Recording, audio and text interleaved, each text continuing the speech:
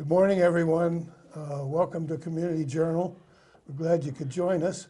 Eileen and Jack are off this week, and Eric Beebe, the Director of Youth and Recreation, very kindly agreed to come on and help me host this segment of Community Journal. Welcome, Eric. Yeah, thank Always you. nice to see you. Yeah, you're stuck with me today, huh? And you're coming into a busy season with spring programs. Yeah, definitely. The sun's finally coming out, so we're able to get outside a little bit. Yeah, no more power outages. No, hopefully not. Hopefully not. Yeah, we're just finishing up. We finished up our winter programs. Most of our spring programs start next week, and we have openings in everything still. So the sooner the better. You could sign up. We have soccer, we have arts and crafts, we have field hockey, we have softball and t-ball, and pretty much anything you can think of. Yeah, that's great. So it should be a fun season. They are filling up fast, though, so the quicker you get out here, the better. And then we do have, in May, we have a farm league, we call it. It's a little t-ball league that we run right behind the community center on the fields. That one, we're looking for people and coaches. So if you want to come out and coach, we really rely on volunteer coaches, parents. So we're excited about the spring, and believe it or not, we're getting ready for the summer already, too. May 1st, just so everybody knows, the whole month of May, we're going to have an early registration period for summer programs for Harwich residents. So you could come out anytime right to the rec office and sign up for any of our summer programs. And during that period, I imagine you start in May recruiting your lifeguards. We've already started. Oh, you already have? Yeah, Wow. yeah. We usually hire about 28 to 30 lifeguards. And gate guards and all kinds of staff. Do you get a lot of returnees? Yeah, it looks like we are this year. Oh, it looks good. like about 80% are coming back. But that's wonderful. And we usually employ around 65 kids every summer. Oh, that's so great. Should be another busy summer. Well, we have some beautiful beaches, so it's nice for everybody to be safe and well behaved. Yeah, exactly. And all our beaches made it through the storms okay. No significant damage. You've got to replace one lifeguard. One lifeguard stand, but there were highway department's working on that. Yeah, yep, so. I go down there frequently. I love that beach. Yeah, one of them got blown over, but it wasn't completely broken apart, so they could fix it up for us. Yep. Glad nobody was on it. Oh, I know. Jeez. So, yeah, so it's going to be a great spring and summer season. This is our busy time of year, so especially in the summer, we have, our summer camp, which is very popular. We usually have at least 100 kids every session, so the sooner you can come out and sign up, the better. They do all kinds of activities, sports, arts and crafts, talent shows, barbecues, everything, so should be fun. So everything has to be pre-registered, right? Yes. Okay. Yep. You come in and pre-register, and all of our summer programs run in 4 two-week sessions. Okay. So you could sign up for one or all of them or whatever you want to do. Good. Yep. Well, you're going to be a busy guy. Yep. This is it. This is where it really turns up now. Yep. Yeah. Well, I'm glad you're getting some good returnees on the lifeguards. It's always nice. They do a good job. Yep. It's really nice. And they're all getting a raise this year, so that helps. Well, they'll love that. Helps them get That'll back. make them happy. Yeah. Right. Good. So is that it? We'll be ready to go. I think that's it on my end for rec. Yep. Well, we had Carolyn Carey, the director of the community center and the cultural center, actually, we're going to show a film clip now of Carolyn and Erica Strezpeck about Art Week, which is coming up soon. So listen up. Hi, thanks for joining us. I'm Carolyn from the Harwich Community Center, and I'm here, and also from the Cultural Center, which is really what we're talking about. And I'm so excited because we not only have Erica Strezpeck, who has really taken the ball and run with it at the Cultural Center, but we have the official person running the Cultural Center, Nolan Strezpeck, who's here to help us talk about his diorama and the projects that we're doing for Art Week. So I know that you've been working hard. Now, you made one of these dioramas. Which one did you make? That one. And what is that a diorama of? Long Pond. Long Pond. So what we're doing is we're talking about dioramas of the places that you love in Harwich, and you love Long Pond, and you made that. How'd you make it? We knit the sand and we You have a boat. We have a boat. All the things you'd see at Long Pond. Mm-hmm. That is great. And was this fun to do? Mm-hmm. Yes. Are you going to make another one? We're working on one for the visitor center to put downtown for Cindy. Wow. And I have one in front of me that, I don't know who made this one. Do you? Mom mostly made that one. That one's of the cranberry bog on 124.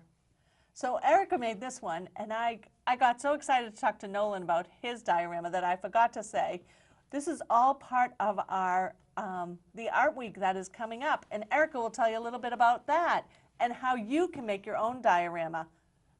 We have flyers going home to the schools, and we'll have open studios on April 17th at the Harwich Cultural Center from 10 to 1, where you can come. We have some donated supplies that you can come and put together your favorite location in Harwich, or you can bring your own.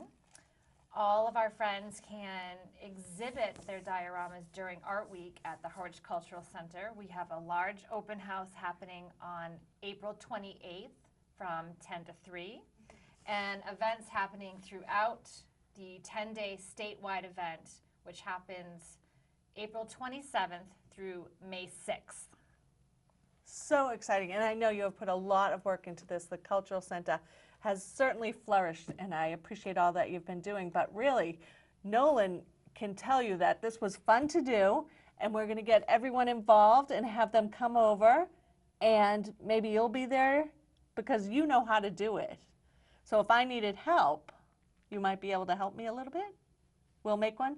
Maybe I should do, I love the community center, because, you know, that would be an important one. But the pile that we talked about is donations that people are dropping off.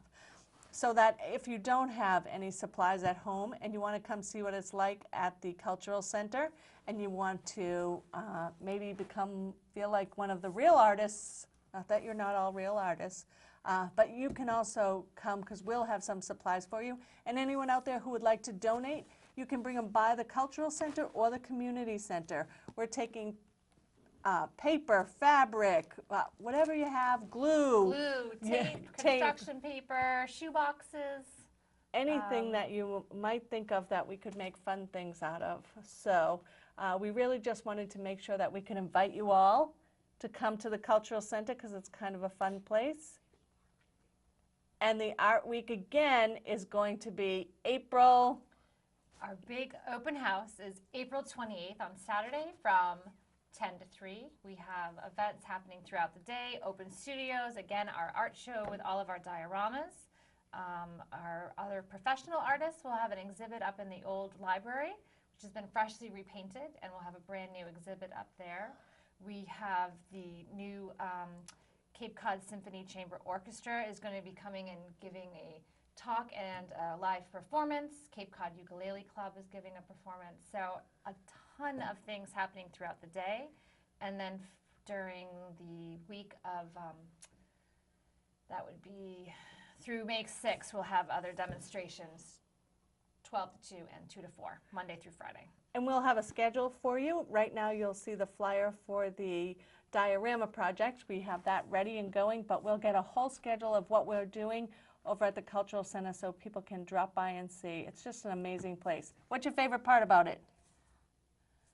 That we get to use old things. Recycle old things and make them into something fun, right?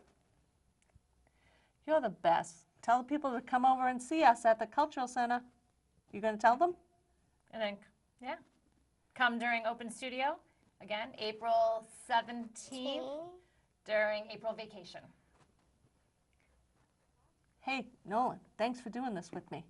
You're gonna help me with my diorama later, right? All right, let's say thanks for coming, everyone, and join us over at the Cultural Center. That should be a fun week for the kids, and Carolyn is doing a great job of getting a lot of activities at the Cultural Center, which used to be the middle school, and I think we're getting very good usage out of that, building. Between all the rooms being used and Us over at the rec, we You use the, we use use it- the you use the gym all the gym, time, right? so Yeah. that building has really been an asset Oh, to the that's town. great. Yeah, Yeah, absolutely. That's really good. So, well, Eric, you have an announcement for us? I do. It's the Soup Bowls for Hunger, Help Feed the Hungry. Soup Bowls for Hunger, an annual fundraiser, will take place on April 11th, 2018 at the Cape Cod Regional Technical High School. This will be the 26th year that the Cape Cod Potters and the Cape Tech's Culinary Arts Department have collaborated to host this event, which raises money for the family pantry. The pantry serves all of Cape Cod by providing food to anyone in need and houses the warehouse for the Boston Food Bank. Ticket order forms are online at www.capecodpotters.org and www.thefamilypantry.com. There will be 3 sittings for this event at 5:30, 6, and 6:30. The price of each ticket is $18, and the soup line meal consists of a roll, coffee or tea, and soup served in a handmade pottery bowl that each participant keeps as a reminder of hunger on Cape Cod. Jack and Eileen mentioned that they've been going to that for years. They're going to miss it this time, but they said it's always a really nice event, and you get some nice soup bowls to take home. Yeah, it So sounds it's great. good. It sounds like a great event. Well, folks, as you know, we are faced with huge expenditures in the near future for wastewater. There's going to be a lot of changes. We're going to have sewage system in parts of the town. And on Thursday, April 19th, from 7 to 9, there's going to be a meeting here at the community center to talk about all that's going on with the wastewater. It's a big deal, and it's going to affect all of us. And if you're not on the sewer and you have to put in a new septic system, it's going to hit you in the pocketbook. That's right. And you're going to feel it. So it'd be worthwhile to come to this meeting. I think it's really something you shouldn't miss. Yesterday, I interviewed Kevin Grunwald, who's the social services coordinator for the Council on Aging. And he has a really good program that starts today, but it's in 3 phases, and it relates to old people like me and the things that happen to you as you get older. And let's listen to Kevin. He gives a good explanation of this. Good morning again. Our second interview this morning is with Kevin Grunwald, Social Service Coordinator for the Council on Aging. And you're going to talk about a new program that has got several sessions, and I think it'll be very interesting to a lot of people, Kevin. Yeah, I was appreciative of having the opportunity to come and speak with you here today, Good. Ron, about this Good. program. So this is a program that we are just starting. It's the first time we've done it here at the Council on Aging. It's called Reflections on Aging. It's actually a 3-part program, although people can attend one or all of the sessions of the program. But the idea is to have an open-ended discussion around some very specific topics related to getting older. A lot of problems. Yeah, well, and It's not easy. well, no, it's not. But it's not so much about talking about problems, but really talking about things that most people experience Yeah, as yeah. they get older. So A lot of common experiences. there are. So the first one that we're having is actually tomorrow, the 29th, here at the Council on Aging at 1 o'clock, and the topic is loss. And it's certainly something that everybody experiences Yeah. in one form or Right. another as they get older. And so we're hoping that this would be a great opportunity to provide a forum for people to talk about their experiences Yeah. with loss. Yeah, that's a tough thing to go through. I went through it 14 years ago. I'm still going through it, as a matter of fact. So it's very difficult. I went through a program with some people who were really qualified to talk about this, but the problem Yeah. was they brought in a lot of young widows, and they cried all the time, which was not what I needed. Yeah, you needed something else at that point. Yeah. But these people were so compassionate and warm, and I'm sure you'll be the same. You are that way anyway. Well, and I'm glad that you bring that up because this is not a bereavement group, so that's probably what you did. Right. This is really more, I'm actually billing it as a psychoeducational group. So it's an opportunity for people to explore losses that they've had in their life. Certainly loss of a spouse is huge, it's significant.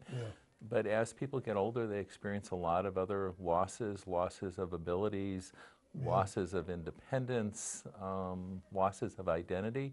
And so my hope is that we're going to be able to examine what that issue of loss has been for those folks in their lives. You start to outlive some of your friends too. That's another loss. Well, it certainly is, and you know, so with that, not only do you lose your friends, but you lose your social network and your connections in many cases. And so, as I started to think about this program, one of the things that I realized is that loss is something that really kind of permeates aging in our culture, and I think it's helpful, you know, many times for people to just have an opportunity to sit with other folks who have had similar experiences. Shared experiences. Exactly. Yep. That's great. Yep.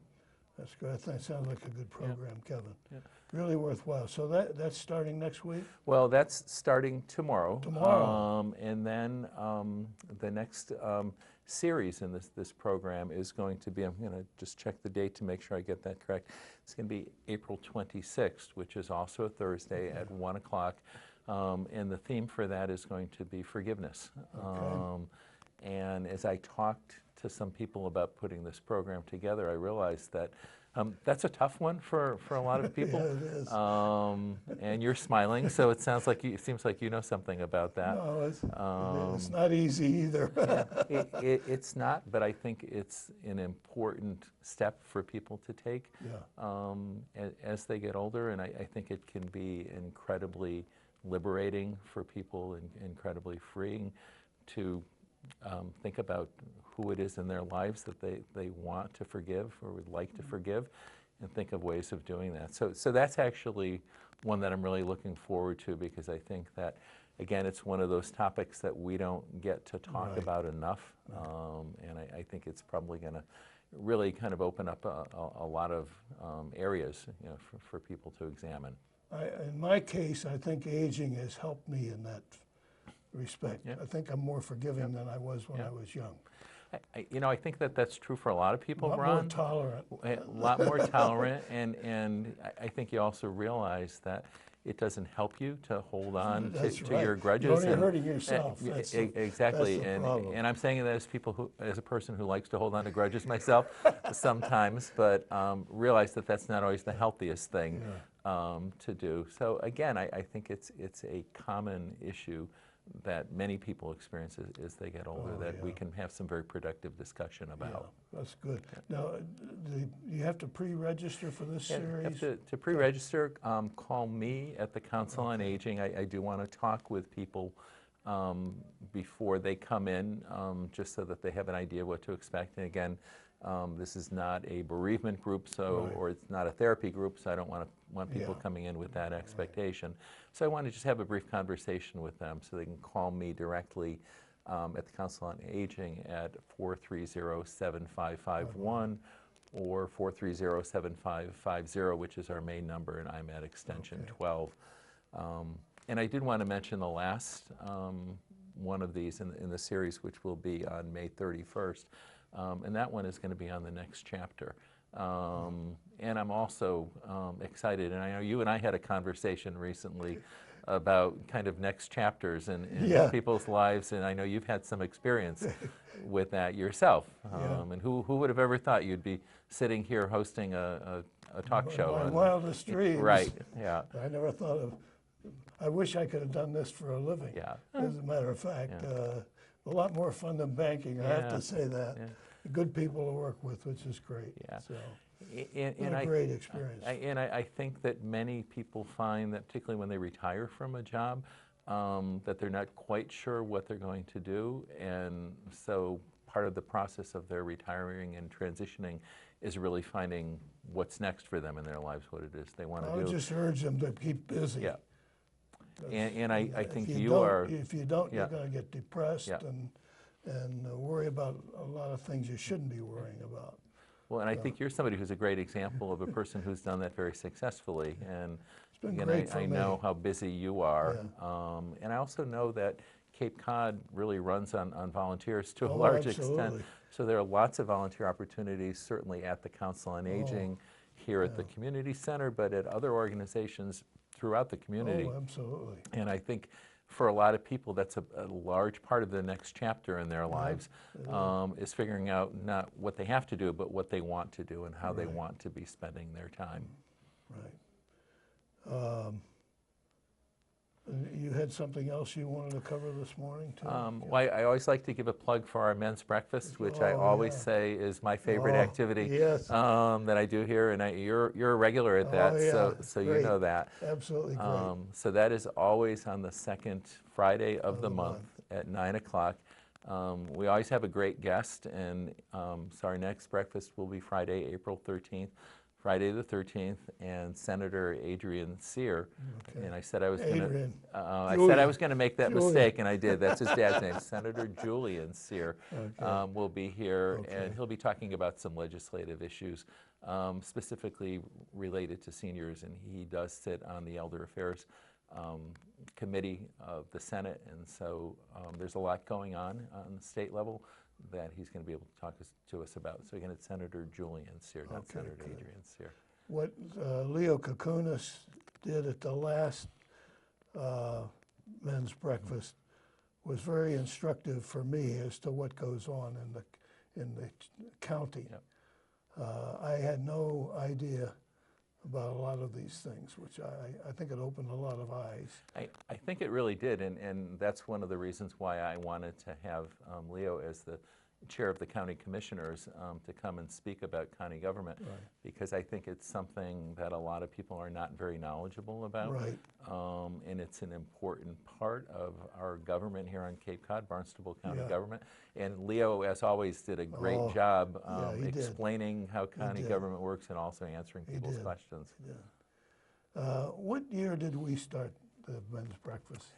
Boy, It's been a while. it has been a while. And you've done a great job, because we started out with about 10 or 12 men, and we're now up to between 80 and 90. Yeah, I think we actually had 8 the first breakfast that Yeah. we did, and I think that was probably about 4 years ago. And you've worked hard to get good speakers and good information for the people. So it's not just a breakfast, but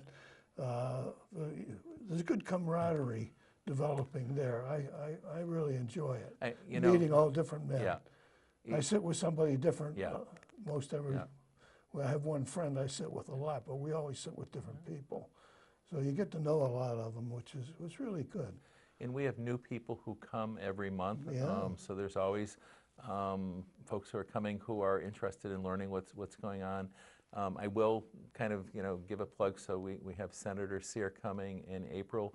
In May, we have Don Wilding, who is a local historian, Okay. and he's going to be talking specifically about Henry Beston's Outermost House.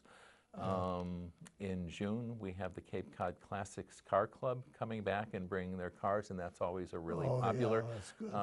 one. And then in July, we have Steve Englert, who's the manager of the Harwich yeah, Mariners good. from the That's Cape Cod always a good- Baseball that's League, always a good coming take, in. He yeah. brings his players, as you great, know, yeah. and they're great. I've So- enjoyed meeting some of the young players. Yeah. It's really nice. Yeah. So we interviewed Don Wilding on this station along with Michael Locke from the Harwich Conservation Trust about the blizzard of '78. Yeah. And that was so different from me as to what happened compared to off the Cape. Yeah. I didn't realize, because we got snowed in for a week, Yeah. and here it was all wind. Yeah. But Don does a really good job. He's very well versed. He's done a lot of research, Yep.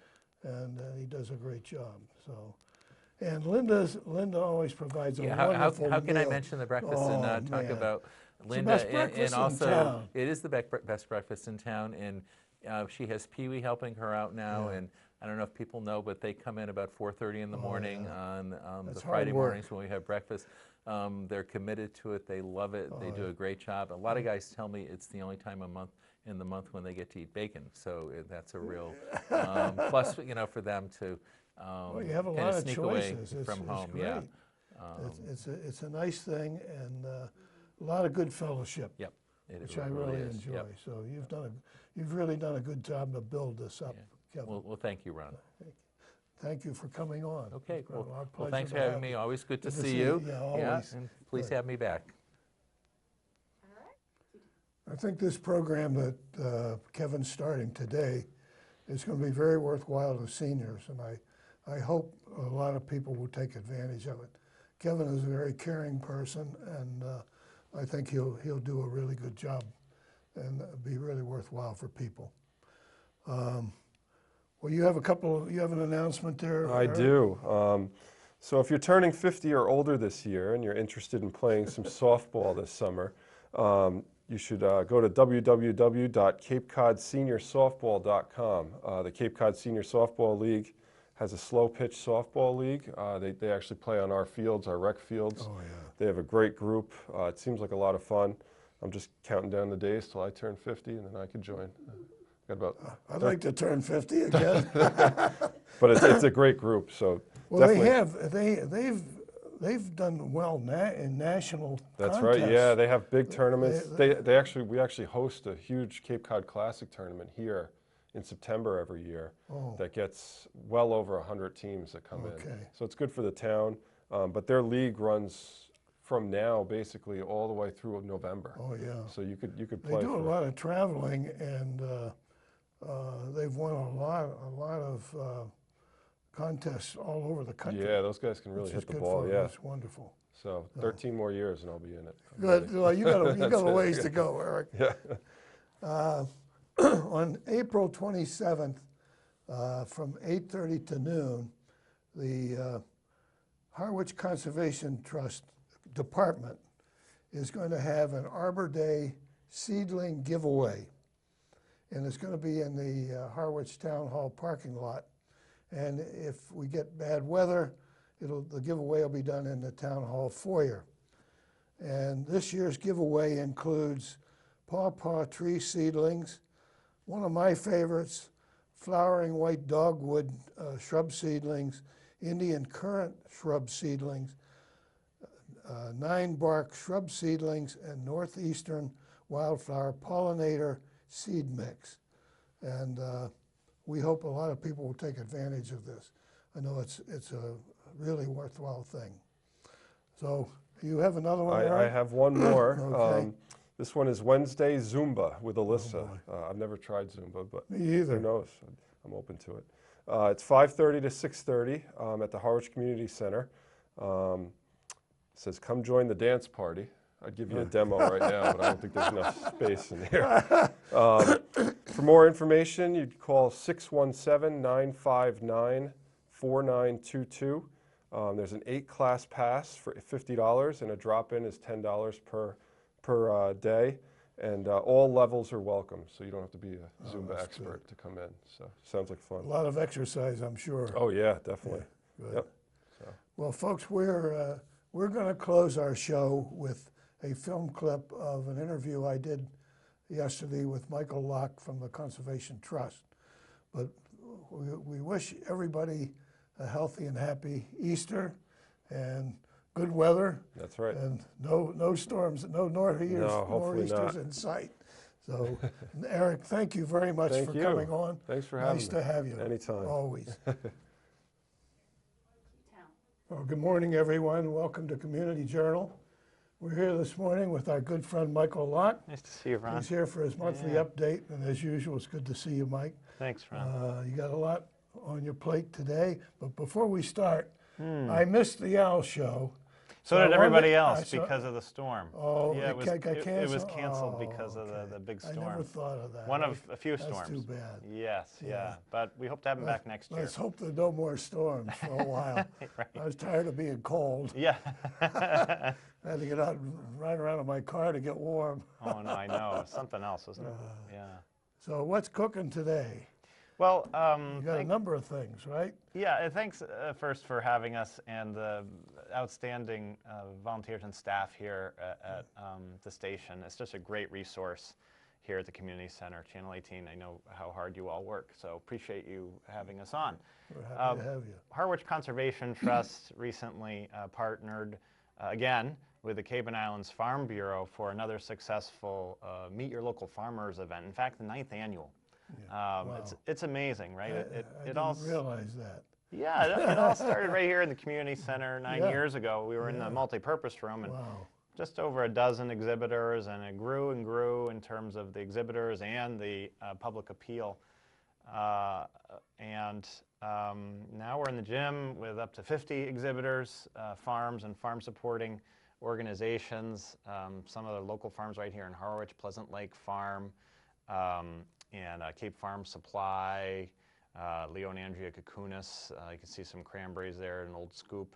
We've got Scottish Highland cattle from Seawind Meadows Farm. Even Cape Cod beer came in from Hyannis. Oh, We really? didn't. There was no alcohol served, but they do brew their beer locally and try and source ingredients as locally as possible.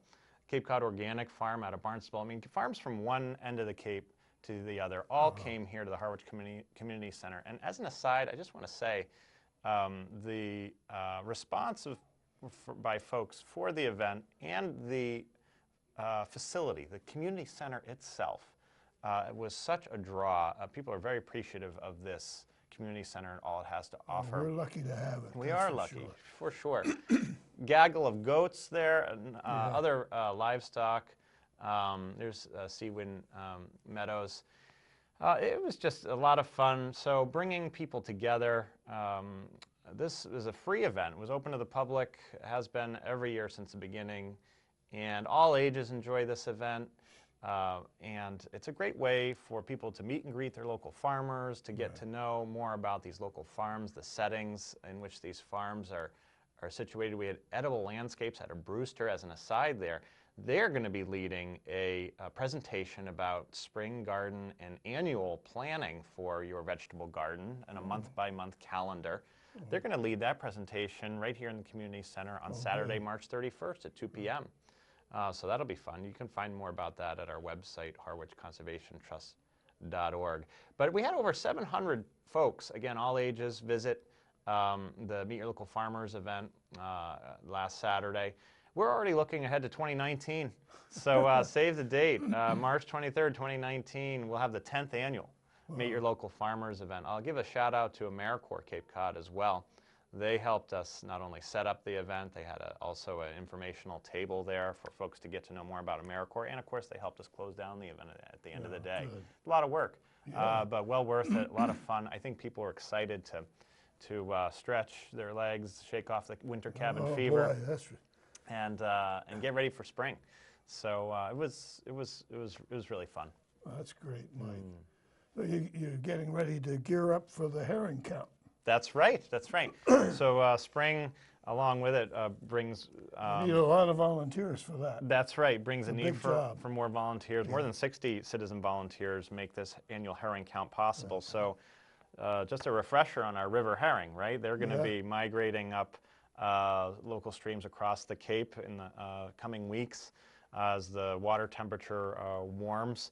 There's a map of our local herring river. You can see what an abundant fishery that once was by its namesake for the river itself, the Herring River. So river herring still migrate from Nantucket Sound into Herring River about 7 miles all the way up to West Reservoir, and then continue in the Herring River up to Hinckley's Pond and into Seymour's Pond and Long Pond being the largest freshwater body on the Cape. There's a nice photo by David Constance, one of our wonderful volunteer photographers, showing river herring pooling just before the ladder at the counting site. So these volunteers count these herring. Why are we counting them? Well, recall that several years ago the state issued a moratorium on the taking of river herring because of the precipitous decline in that fishery. And so we're really counting on these volunteers to get an estimate through their counting from April 1st through the end of May, so a 2-month period. That data will then be assimilated with data from other runs across the Cape with our partners, and then distributed to the Division of Marine Fisheries and other policy-making bodies to inform the health of the river herring recovery effort. And hopefully we'll restore an abundant herring run to this ecosystem. There's a nice photo by Janet DiMattia, the slides before that also by Janet DiMattia. That's looking out across the Herring River there near West Reservoir. It's just a beautiful spot just to take a hike. Yeah. And again, this time of year, especially in the next several weeks, toward the end of April, and certainly into May, you could see the river herring running right there, Johnson Slough at West Reservoir. That's really? not the counting site, but that is a great spot to witness this spring phenomenon. It's a great time of year. A lot of wildlife movement, including river herring movement. How many volunteers do you need, Mike? Over 60 60? make this herring count possible, yes. And so our partners, including Heinz Proft, Director of Natural Resources for Town of Harwich, has been terrific. Amy Uzowski, Head of the Town Conservation Department, and APCC, also one of our partners. And it's really made possible by volunteer coordination through one of our office volunteers, Chris Joyce, and our Outreach and Stewardship Coordinator, Tyler Maycath, all putting this this herring count together, as well as AmeriCorps member Emma Forbes, who we share with the Town Conservation Department and even the Chatham Conservation Foundation. So a lot of moving parts to make this herring count possible. It's a great volunteer run event. Oh, that's great. And you've been very fortunate in the past to get plenty of volunteers. Right. I mean, I know some of the people who have volunteered, and I think they'll be back again. Yes, I mean, there's a wide range of volunteer opportunities, whether it's this herring count, whether it's volunteering for our bird nest monitoring project, up to 80 different nest boxes across 3 conservation sites, whether it's volunteering in the office, whether it's volunteering for other events like the Live Owl program, which we'll host again next year. And the list goes on. And our talk series taking place right here in the multipurpose room, again, made possible really because of the dedication and the time and energy of volunteers. So volunteers make our conservation world go around, and we thank you. And there are opportunities listed at our website. You're pretty much all of the daylight hours, right? During the herring count? Yes, yes. The counters will visit the count site for 10-minute intervals. So we have a schedule. Some of those shifts filled by high school students too, in coordination with history teacher Rich Houston. So he's been a great supporter as well. And then these, of course, just by way of background, these river herring are making their way up the Herring River to those headwater ponds, right, to lay eggs. Then the adults trying to head back downstream, back into the ocean. The fish, or the fry, the young herring, called fry, will end up leaving the system, migrating back down the Herring River in maybe August, September, October. The Town Natural Resources Department has even witnessed them as late as December in some years. Right. Wow, so then they'll head out to the marine environment, to the ocean, where they will mature, and we hope return to this herring spawning system to continue moving the recovery in the right direction. Were you up on the count last year compared to the year before? It's too early to tell in terms of identifying any trends. Year to year, we're still in the process of collecting enough data, not only with this run, but runs across the Cape. Still, it is a species in jeopardy because of a number of factors. One of the roles that HCT plays, in addition to organizing this volunteer herring count, is that we help preserve land thanks to community support on these spawning systems, whether it's on the spawning ponds. We've preserved land on Long Pond, on Hinckley's Pond, on Seymour's Pond. also along the Herring River itself, Okay. helping to preserve land. That really goes a long way to help protect the habitat Yeah. that is important not only to river herring, but a wider diversity of species. Good. Yes. So now you want to talk about the Native American History Walk Series. This has been very popular, this Yeah. Native American History Walk series. We're offering it, again, our co-leaders being of Native American heritage, Wampanoag and Nipmuc, as Marcus Hendricks Yep. is pictured here. And then also a 12th generation Cape Codder from Chatham, Todd Kelly. Okay. So they're a great team. They have a wealth of information and experience and interpretation of the natural world, as well as the life ways of the first people, the Native Americans that first settled in this area. And they compare that to the colonial activity that was taking place and the interactions between Native peoples and the early colonial European settlers.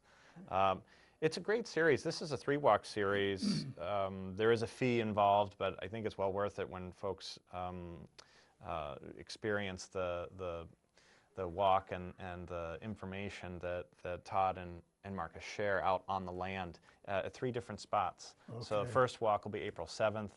These are on successive Saturdays coming up. April Okay. 7th, April 14th, April 21st. First walk being in Harwich, second one being in Brewster, and then the third being in Dennis. Dennis, okay. Once people register, it's $45 for the series or for one walk, no matter what you do. That's what we have to keep to that walk price just to keep the program going. But it's an amazing experience. Once you register, then you receive directions to each walk site. And people can learn more about each walk at our website, harwichconservationtrust.org. We will be also offering a Native American History Walk series in even more towns as a part of 2 different series offered in the fall. But Okay. we're focusing on the spring right now. The title of this Native American History Walk series is called Spring Thaw, the first people's journey following the water. Okay. And the first walk will again be focused in Harwich and really talking about the fluid glacial origins of the area and how the water is moving through the Herring River system down into the Nantucket Sound, and what the first people, the natives, were doing way back when, several thousand years ago in this area. How were they surviving? What did their lifestyles look like? And it's wonderful hearing from Marcus and Todd yeah. all about that. You're fortunate to have 2 leaders with the backgrounds that they have, Yes, which is wonderful. it is. It is. It has to make it so much better for people who go on the walks. Yes, yeah. And people come back for these series over and Yeah, over I'm too. sure. Yeah. I'm sure. We'll also be leading some, sponsoring some walks with Todd and Marcus called Native Nightlife Walks. Those will be in the Okay, summer, but yeah. we can talk about Okay. those the next time. Yeah, okay, good. Yes. So, that it for today? That's it for today, and there's always more events coming up. Again,